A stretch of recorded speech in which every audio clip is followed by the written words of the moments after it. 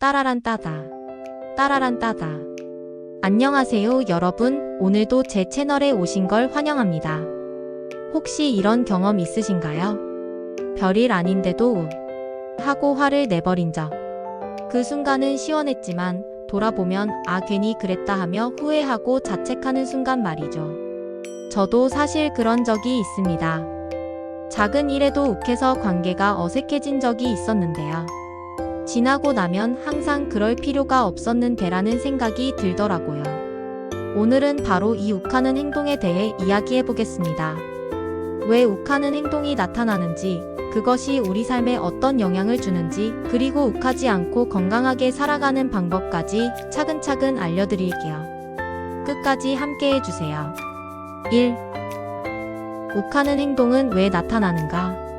첫째, 생리적 반사 현상입니다. 사람이 욱하는 순간은 사실 단순히 성격 문제만은 아닙니다. 우리 뇌가 순간적으로 자극을 받으면 이성적으로 판단하기 전에 감정이 먼저 폭발해 버리는 겁니다. 예를 들어 누군가 내 말을 무시하는 듯한 행동을 했을 때 사실 상대방은 의도하지 않았을 수도 있는데도 나를 무시했어 라는 생각이 앞서면서 바로 화를 내버리죠. 특히 사춘기와 갱년기에는 호르몬 변화 때문에 감정 기복이 심해지고 작은 자극에도 쉽게 욱할 수 있습니다. 또 스트레스가 쌓여 있거나 원래 성격이 직설적인 분들은 더 자주 욱하는 경향이 있죠. 즉, 욱하는 행동은 단순한 성격이 아니라 생리적, 심리적 요인들이 함께 작용하는 자연스러운 반응이라는 겁니다. 하지만 그렇다고 해서 그냥 놔두면 안 되겠죠. 둘째, 나와 의견이 같지 않아서입니다. 내 생각에는 이게 맞는데, 경험해보고 알게 되었는데, 상대방이 그 방법대로 하지 않거나 자신의 말을 듣는 둥 마는 둥 한다면 얼굴이 빨개지고 속에서 뭔가 뜨거운 것이 올라오는 느낌이 들 때가 있습니다. 2. 욱하면 안 좋은 것들은 무엇이 있나? 그럼 욱하는 행동이 우리 삶에 어떤 문제를 가져오는지 살펴볼까요? 첫째, 스트레스 지수가 높아집니다. 화를 내는 순간은 속이 시원할 수 있어요. 하지만 곧바로 몸에서 아드레날린과 코르티솔 같은 스트레스 호르몬이 분비됩니다.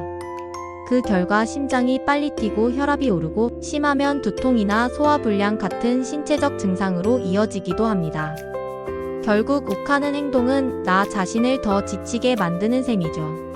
둘째, 대인관계에 악영향을 줍니다. 우리가 화를 낼 때 상대방은 어떤 기분일까요? 왜 이렇게 예민해? 라는 생각이 들면서 거리를 두게 됩니다.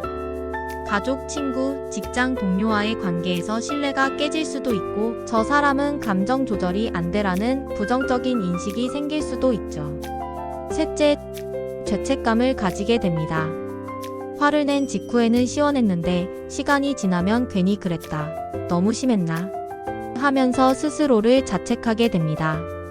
이 죄책감은 또 다른 스트레스를 만들고 결국 욱 후에 스트레스 또 욱하는 악순환에 빠지게 되는 거죠. 여러분도 이 악순환 경험해 보신 적 있지 않나요? 그래서 우리는 욱하는 행동을 그냥 두면 안 됩니다. 반드시 건강하게 다스리는 방법이 필요하죠. 3. 욱하지 않고 건강하게 살아가는 방법. 그럼 어떻게 하면 욱하지 않고 건강하게 살아갈 수 있을까요? 여기서 3가지 방법을 소개해 드리겠습니다. 첫째, 5초만 진정하기. 화가 올라올 때 그냥 바로 반응하지 말고 속으로 하나, 둘, 셋, 넷, 5 세어보세요. 이 5초의 여유만으로도 뇌가 감정을 가라앉히고 이성적으로 판단할 시간을 벌 수 있습니다. 둘째, 그럴 수도 있지라는 마음가짐. 상대방의 행동이 나를 불편하게 해도 그럴 수도 있지, 저 사람도 사정이 있겠지라고 생각해보세요. 생각을 조금만 유연하게 바꾸면 굳이 욱하지 않아도 되는 상황이 훨씬 많습니다. 셋째, 말하는 것을 멈추고 상대방의 말을 듣기. 화가 났을 때는 말이 앞서게 되죠. 그런데 이때 잠깐 멈추고 상대방 이야기를 들어보세요. 뜻밖의 오해였다는 걸 깨닫고 화낼 필요가 없다는 걸 알게 될 때가 많습니다. 이 3가지 방법은 단순해 보이지만 실제로 실천해보면 정말 효과적입니다.